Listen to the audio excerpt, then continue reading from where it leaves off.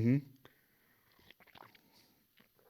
You know, and like I was saying, we were starting to get a lot of feedback and complaints or questions for guidance with people who were getting targeted.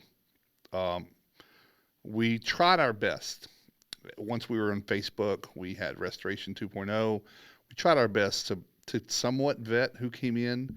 We weren't omitting a whole lot of people, but I think what was happening is a lot of people that were part of programs and DPAs wanted to see what it was about, didn't like it. You know, what you're doing is you're talking about their captor. You're talking about the person that they get. If we're talking about how to free people from not being in programs, then that means that you're going to take away those that are in them. I want to pause there to say that we weren't dumb and we were not as much anti program. I wasn't. I think there was a part of our leadership, if you will, that was really anti insurance companies. But what we are is we're very pro contractor, and those two things can't universally exist long term for success for both. Programs, more so TPAs, but vendor repair programs, but more TPAs, which are just vile, just a real horrible. I think the whole thing is bad. I think how the consumer, the public, is misled with the intentions of their insurance company once they file a claim. Again, delay to not offend is repulsive and deceptive. But what we were seeing a real anti-movement to what we were doing, and that was okay. At that time, we were like, listen, if you're not for it, it means you're happy with what you've got, and you should be happy with what you've got. You know, we often said that we believe that programs were fine. I still to this day with coaching clients, 10%, 15 max, part of your income, safe, no problem. Keeps the phone ringing. Long term, it's not. But there was a real divide. And then some people, some independent, and independent has never meant franchise or not franchise, but some independents started to have a real chip on their shoulders about people that participated in programs. And I get that reputation all the time. People will preface the conversation with me saying, "Hey, Clark, you're not going to like this, but I do programs or I do TPAs." I'm like, I love it. I don't think it's great for your business, but I'm not personally mad at you. I could care less. It's your business, and that's the beautiful thing about the rebel movement is do what you want, like it or don't. Do what you want to do.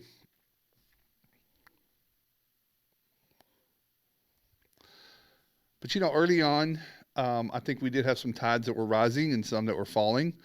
We probably one of the very first things that we did was start pulling a lot of the objections or review notes or recommendations, whatever each carrier called it a little something differently. They would have their desk adjusters or their TPAs or someone would respond after a restoration contractor showed up in the middle of the night and went out and did a project and helped a customer out, won them over, and created an invoice. Our industry called it an estimate for a long time because they're using software called Xactimate that's made for estimating, not invoicing. So those two terms really get confused a lot. And we saw some people not understanding why and accepting that I'm going to turn in an invoice.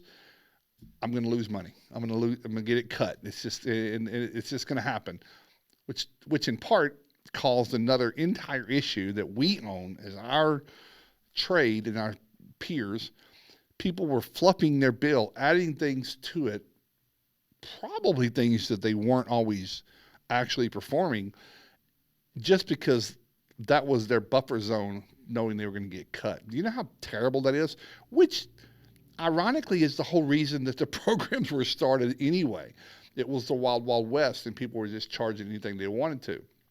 I have personal opinions. I don't think that the carriers play a part in deciding what a contractor charges. I do know that they have a part to play with fair and reasonable in what they pay for and settle a claim. Two different things. We have that argument all the time. We can have that separately. But this was starting to come about.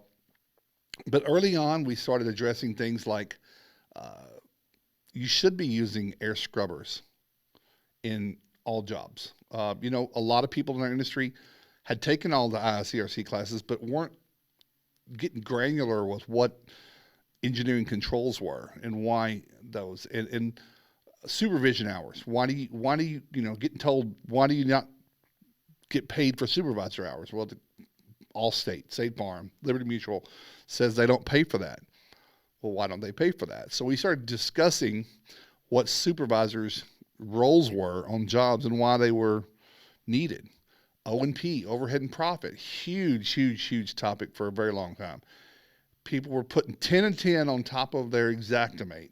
We showed people, and more Andy's an Xactimate guru, we show people why your business overhead and profit were not factored in at the line item part. Hell, even just using the posted price, the published price in Xactimate wasn't it. Early on, Ben Justinson was a rebel. He was part of the rebels. He never liked the name, but he was freely sharing his knowledge, his education, which played a critical role to this entire ecosystem. Really, education is everything. And he was educating people that you actually have control over your pricing. No one can tell you what to charge. This is how you figure out what you should be charging, and this is how you change and modify your price list in Xactimate as it's intended so you could do that. So that was a huge, big thing. But the whole argument about you're not getting overhead and profit, you should be. So people were putting 10 and 10 on the top of that. It was getting removed, and they were just accepting it. But then when you stood up and said, no, I'm not removing it, and you actually got paid for it, I would say the tides were rising.